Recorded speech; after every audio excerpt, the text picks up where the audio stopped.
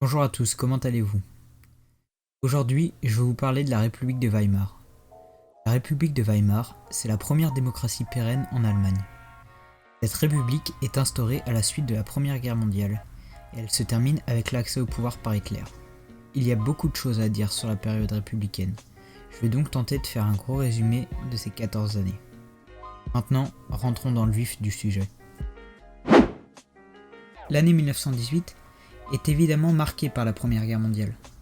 L'Allemagne, du Kaiser Wilhelm II, ou Guillaume II en français, signe le 3 mars le traité de Brest-Litovsk. Le traité de Brest-Litovsk est un accord avec l'URSS, fraîchement créé 6 mois auparavant. Il en est fini avec les combats sur le front de l'Est. N'ayant plus à s'occuper du front de l'Est, les troupes de la Triple Entente en général se redirigent vers le front de l'Ouest, le front avec la France. Le 21 mars commence l'offensive du printemps, ou la bataille du Kaiser.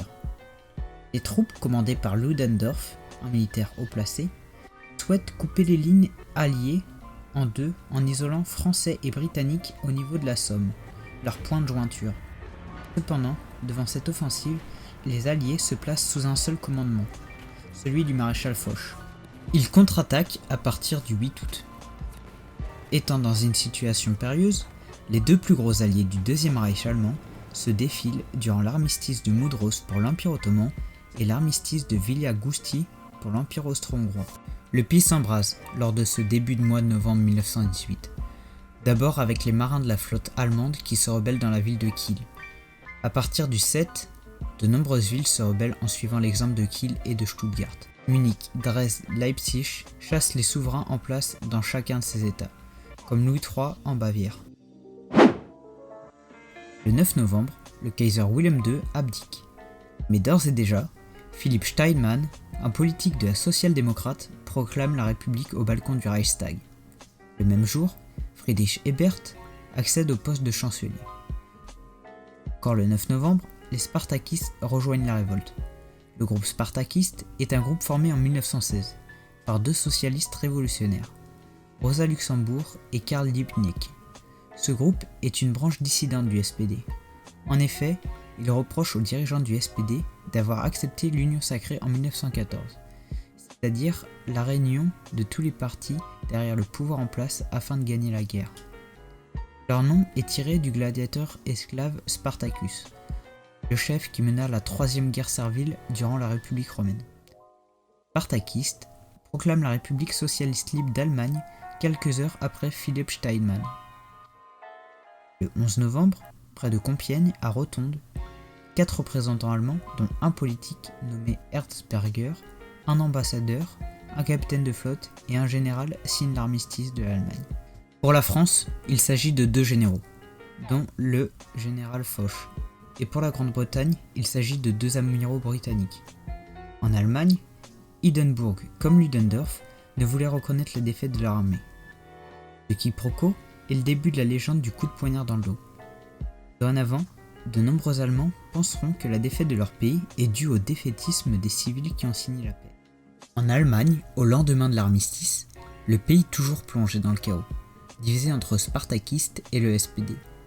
Le SPD d'Ebert a réussi à obtenir le soutien d'Hindenburg et de l'armée pour lutter contre les spartakistes. De nombreuses villes sont agitées par les grèves et les rébellions. Durant le mois de novembre et de décembre, de nombreux souverains des différents landes du pays abdiquent à cause des différentes insurrections. Le 30 novembre 1918, le droit de voter est accordé aux femmes. Le 30 décembre, les spartakistes créent le KPD, Parti communiste allemand, avec des petits partis d'inspiration marxiste. Friedrich Ebert s'inquiète de la montée des spartakistes. C'est pourquoi, avec son ministre de la guerre, Gustav Nosk, et l'aide des corps francs, des divisions paramilitaires, il mate la révolte spartakiste à partir du 4 janvier 1919. Le 12 janvier, les spartakistes sont écrasés. 15, Karl Liebknecht et Rosa Luxembourg sont capturés et tués. Leurs cadavres sont jetés dans la Spree, une rivière à Berlin. La semaine du 4 au 12 est nommée par les historiens Semaine sanglante, comme un écho à la Commune de Paris. Le 19 janvier, ont lieu les élections pour l'Assemblée nationale constituante. Le KPD décide de ne pas y participer. C'est pourquoi le SPD sort avec un énorme score de cette élection. puisqu'ils obtiennent 45% des suffrages. En février 1919, l'Assemblée nationale se réunit à Weimar, ville de Goethe. Cette réunion se déroule dans le théâtre de Weimar, donnera son nom à la République nouvellement née, la République de Weimar. Le 11 février 1919, elle nomme Ebert Reichspräsident pour une durée de 7 ans. Le 28 juin 1919 est signé le traité de Versailles. L'Allemagne y perd le contrôle de nombreux territoires à l'est, de l'Alsace-Lorraine, elle reconnaît être responsable de la guerre, la Sarre devient un protectorat, la Rhénanie est démilitarisée, elle y perd aussi ses colonies, comme le Cameroun ou la Papouasie-Nouvelle-Guinée, et enfin, elle doit une énorme réparation de guerre aux troupes alliées. C'est le diktat de Versailles. En acceptant ces conditions, l'opinion publique raille la Nouvelle République, qui s'est laissée faire à Versailles. De plus, l'extrême gauche allemande qualifie Friedrich Ebert et son gouvernement de criminels, après la répression des mois précédents, sachant qu'à cette période, le KPD est très puissant chez la masse ouvrière. Durant la République de Weimar, le SPD est considéré comme un parti modéré. Le 11 août 1919, la Constitution de Weimar est proclamée par Friedrich Ebert, adoptée 11 jours plus tôt par l'Assemblée nationale constituante. La Constitution est inspirée de la Révolution allemande de 1848-1949. Tentative de rendre le pays démocratique. De nombreux députés s'étaient réunis dans l'église de Francfort pour donner une constitution à l'Allemagne. Cependant, le roi de Prusse la rejeta et les députés perdirent l'appui de la population. Dans cette constitution, le Reichspräsident, qui est le chef de l'exécutif, est élu par le peuple, au scrutin universel direct. Il nomme le chancelier et les ministres. Il est aussi le chef des armées. Le Reichstag vote pour les lois. Cependant, il existe une faille, puisque le président peut retirer des droits fondamentaux et il peut aussi autoriser le Kanzler à gouverner sans passer par le pouvoir législatif. Désormais, la jeune République est installée. Cependant, elle reste faible et elle connaît entre 1920 et 1923 plusieurs événements faisant vaciller son pouvoir. Tout d'abord, le putsch de Gap. Pour résumer brièvement, les corps francs, qui ont aidé à combattre les extrémistes de gauche durant la révolution allemande de 1918, prennent le pouvoir à Berlin, avec l'aide du commandant de la ville. Ebert et son gouvernement se déplacent à Dresde, là où ils lancent la riposte. Un appel à la grève. Les corps francs se retirent 3 jours après, puisque l'économie ne tourne plus. La même semaine, en mars 1920, dans la Ruhr, la principale région économique, une grève générale éclate. Les ouvriers prennent le contrôle des usines et plus généralement des villes. Ebert lance alors l'armée à leur trousse, ce qui provoqua environ 1000 morts et 3000 à 4000 arrestations. En 1922, l'Allemagne et la RSFSR de Lénine signent l'accord de Rapallo. Ainsi, ils renoncent à leur réparation de guerre mutuelle et ils rétablissent des relations, que ce soit commerciales ou diplomatiques. Les deux protagonistes sortent ainsi gagnants de cet accord, puisqu'ils étaient tous les deux isolés sur la scène politique mondiale. Avec les énormes réparations de guerre qu'elle doit aux Alliés, l'Allemagne connaît une grave crise économique. Elle décide alors simplement d'arrêter de payer. Les Français et les Belges, mécontents de la décision prise par le gouvernement allemand, décident d'envahir la Ruhr le 11 janvier 1923 pour se servir directement sur place. La République de Weimar proclame la résistance passive et elle ordonne aux ouvriers d'arrêter de travailler. Cependant, les ouvriers gardent leur salaire. La République fait alors imprimer énormément de billets sous la Reichsbank, ce qui provoque une dévaluation de la monnaie. L'hyperinflation que connaît l'Allemagne est gigantesque. Pour payer un paquet de cigarettes, il faut une boîte de billets. Durant l'occupation de la Ruhr, des séparatistes essayent d'instaurer une république rhénane, mais c'est sans succès. En novembre se déroule l'événement le plus célèbre de cette année. En effet, le 9 novembre 1923, c'est le putsch de la brasserie. Si ça ne vous dit rien, c'est le putsch raté d'Adolf Hitler. Il sera arrêté après avoir essayé de prendre le ministère de la guerre du Land bavarois. Il sera condamné à 5 ans de prison, mais ne fera que 9 mois. C'est durant ces années qu'il écrira Mein Kampf. Le même mois, Ebert et le nouveau chancelier Kuno décident de créer une nouvelle monnaie, le Rentenmark, basée sur la richesse propre de l'Allemagne, et non plus une monnaie qui satisfait le pouvoir d'achat des Allemands. Grâce à ce qu'on appelle la Währungsreform de 1923, Währungs veut dire monnaie en allemand, La machine économique allemande arrêta sa vertigineuse chute dans les mois qui suivit la véritable mise en place de la nouvelle monnaie, en avril 1924. Gustav Stresemann, alors ministre des Affaires étrangères et ex-chancelier, réussit à négocier le plan Deuss. Ce plan, du nom du banquier américain Charles Deuss, revoit les réparations que l'Allemagne devait suite au diktat de Versailles. Les réparations seront réglées sous forme d'emprunts avec des gages sur l'économie allemande des Alliés. Il est aussi mentionné que la Ruhr, le cœur économique de l'Allemagne, sera progressivement évacuée.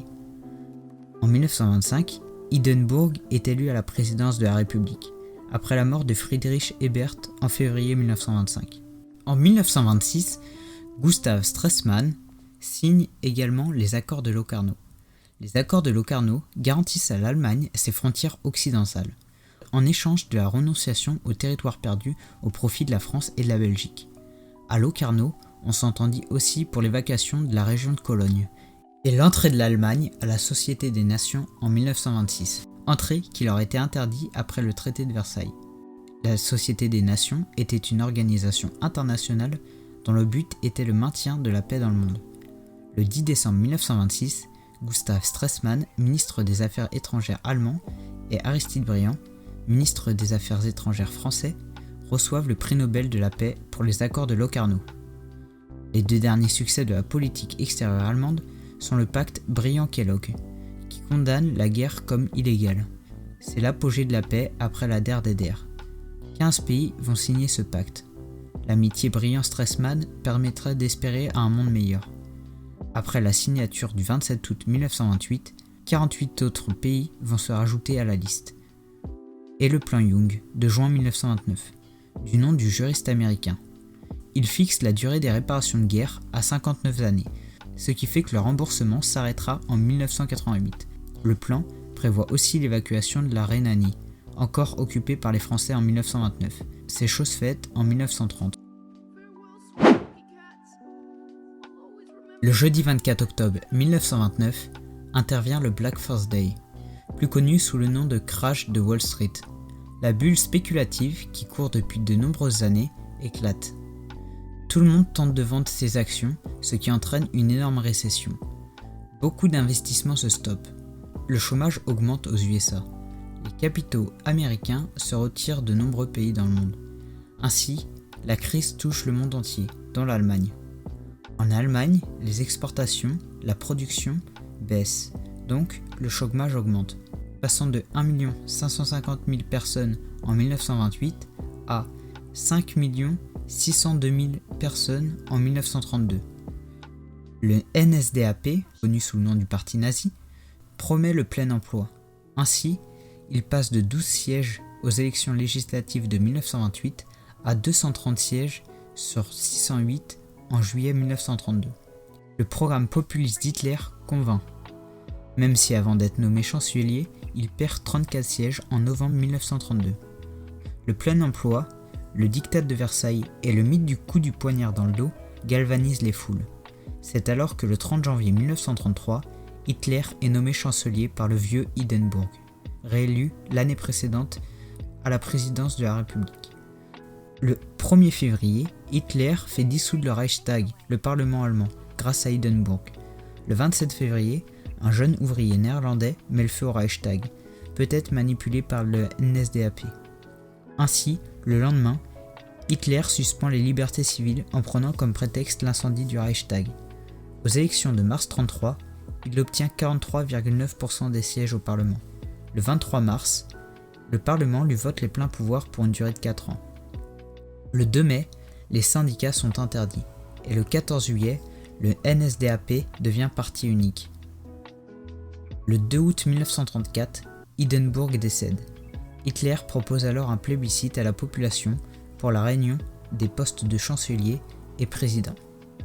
Le 19 août 1934, il est approuvé à presque 90%, ce qui marque le début du Troisième Reich, même si officiellement, la constitution de Weimar n'est pas abolie. En résumé, la République de Weimar est la première réelle démocratie allemande. Malgré le fait qu'elle ait eu du mal à se mettre en place, elle sut se sortir de ses problèmes. économique grâce au plan Deus et la Währungsreform, et diplomatique grâce à Gustav Stresemann et tous les accords qu'il a réussi à négocier. Néanmoins, la crise de Wall Street vient gâcher une belle avancée démocratique, puisque les partis politiques allemands n'arrivent pas à s'accorder sur le plan de relance de l'économie, ce qui fera les affaires du parti nazi et lancera la mise au pas dès son arrivée au pouvoir. Je vous remercie d'avoir regardé cette vidéo. J'espère sincèrement qu'elle vous plaira et qu'elle pourra vous apprendre quelque chose. J'ai en préparation 2 autres vidéos sur l'Allemagne qui seront probablement aussi intéressantes mais certainement moins longues. Les sources sont disponibles comme d'habitude si vous me les demandez. J'ai fait également d'autres vidéos sur le thème de l'histoire si vous le voulez. Enfin, si vous appréciez mon contenu, n'hésitez pas à vous abonner à la chaîne. A la prochaine, bonne journée.